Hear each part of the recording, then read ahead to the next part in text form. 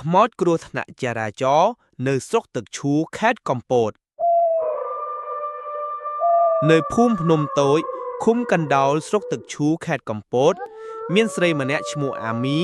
មានមុខមាត់ស្រស់ស្អាតសម្រស់ស្អាតជាងស្រីៗខាងភូមិអាមីមានអាយុប្រហែល21ឆ្នាំ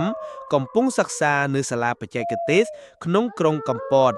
ការធ្វើដំណើរទៅមករវាងស្រុកទឹកឈូទៅក្រុងកំពតគឺជារឿងធម្មតារបស់នាងគាត់ជាក្មេងស្លូតបូតសុភាពរាបសារនិងជាសិស្សពូកែប្រចាំថ្នាក់ផងដែរប៉ុន្តែជីវិតនាងត្រូវបញ្ចប់ក្នុងរឿងអាក្រក់មួយ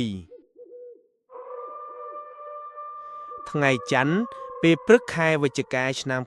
2025ពេលអាមីជិះម៉ូតូត្រឡប់ពីសាលាក្នុងល្បឿនលឿនដោយសារសមារតីខ្លាចភ្លៀងធ្លាក់ពេលនាងជិះមកដល់ផ្លូវជិតបន្ទាយរុស្សី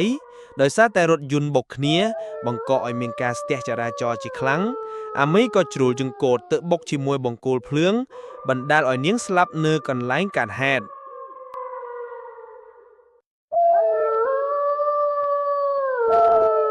ហើយក្បាលត្រូវបែកជាខ្លាំងពេលអ្នកក្នុងភូមិទៅឃើញនាងសពរបស់អាមី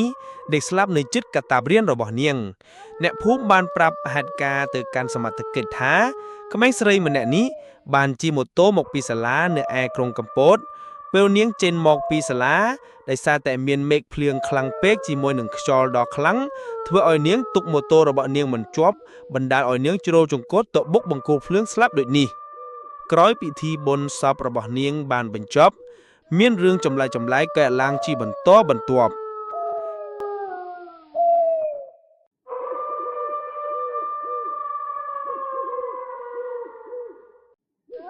ការវិលត្រឡប់របស់អាមីមនុស្សជាច្រើននិយាយថានៅពេលយប់មនុស្សជិះម៉ូតូនៅជិតផ្លូវដែលអាមីស្លាប់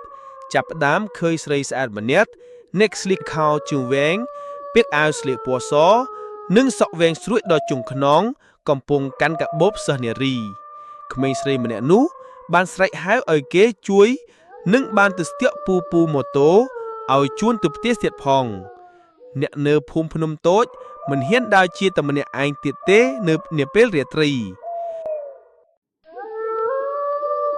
មានអ្នកថាឃើញអាមីតែងតែយំនៅជិតដើមឈើមួយក្បែរស្ពានដោយនាងនិយាយថាខ្ញុំមិនទាន់បានទៅណាទេខ្ញុំមិនទាន់ជួបម៉ែទេខ្ញុំនឹកម៉ែណាស់ជាចុងបញ្ចប់សូមអ្នកទាំងអស់គ្នាប្រុងប្រយ័ត្នពេលបើកបរនៅលើផ្លូវជនបទ